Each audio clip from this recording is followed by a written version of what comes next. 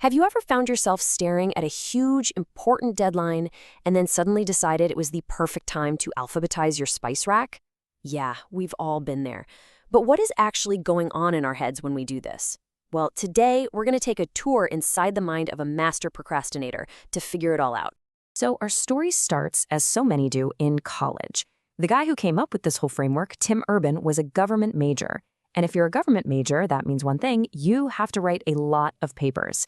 And he had let's call it a unique system for getting them done. This chart pretty much says it all. You see, a normal student's workflow looks like a nice, gentle, steady climb. You do a little bit of work each day. But a procrastinator's workflow? Oh, that's a whole different story. It's a long, flat line of absolutely nothing, followed by a terrifying vertical spike of pure caffeine-fueled panic right at the very end. Does that look familiar to anyone? Now, this system was really put to the test with his 90-page senior thesis, a huge, year-long project. And the plan at the start? It was beautiful, a perfect step-by-step schedule. But, reality had other plans. A few months go by, not a single word written. So the plan gets revised. By the time there's only a month left, panic is creeping in. But still, nothing on the page, which of course led to the grand finale. A 72-hour, 2 all-nighter writing explosion.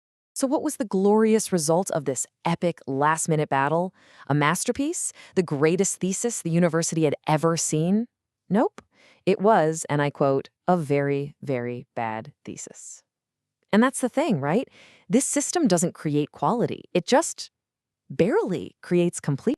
So what is it that makes a procrastinator's brain so different? To understand, we've got 2 brain scans here. On the left, a non-procrastinator. On the right, a procrastinator. And wait a minute.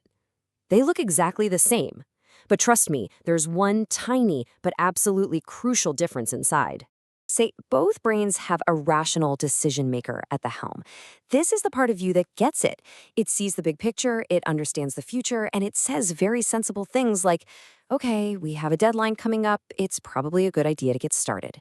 It's basically the adult in the room. But the procrastinator's brain, it has a special guest, a co-pilot, the Instant Gratification Monkey. Now, this little guy lives completely in the present. He has zero memory of the past, no concept of the future. His entire philosophy boils down to 2 things: do it as easy and do it as fun, right now. So when the rational decision maker says it's time to work, the monkey says nope and yanks the wheel. And where does the monkey take you? Oh, to some wonderful, weird places. He decides that right now, the most important thing you can possibly do is read the entire Wikipedia history of a figure skating scandal from the 90s.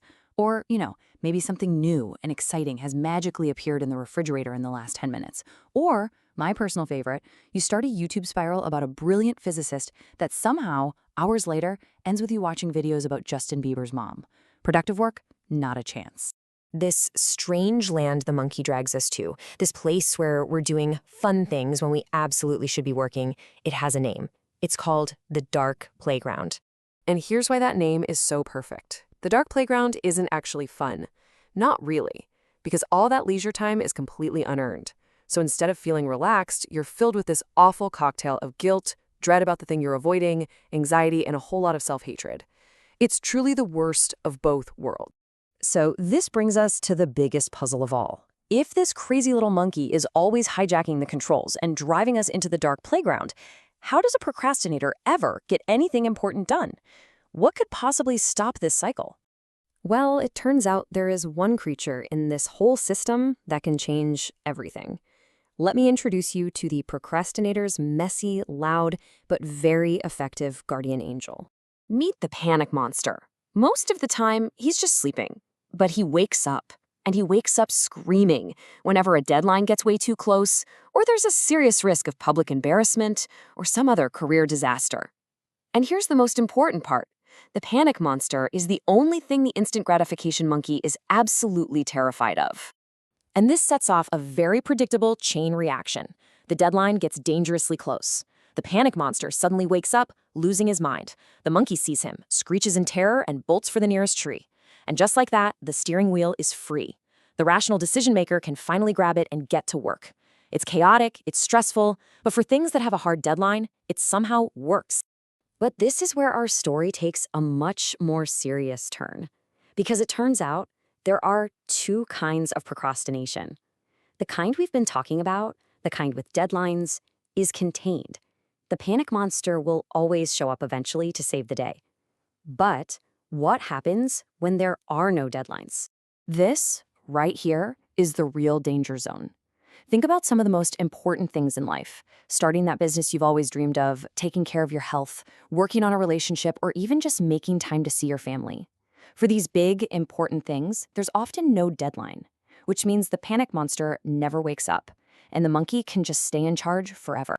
And the result of this long-term, deadline-less procrastination, it's not just a bad grade on a paper. It's the source of some of the deepest unhappiness and regret we can feel.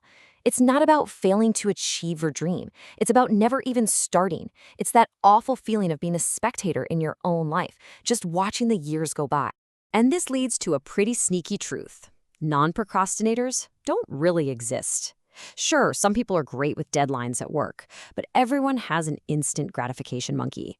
And that monkey's biggest trick is to get us to procrastinate on the big, important life stuff, the things that have no deadlines to wake up the panic monster. Let's put this in perspective. This is a life calendar.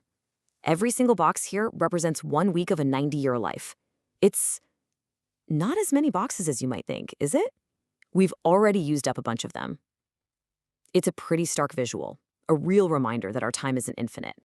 So the real challenge for all of us is to stay aware of that instant gratification monkey, especially when it comes to the big stuff with no deadlines. We all have one.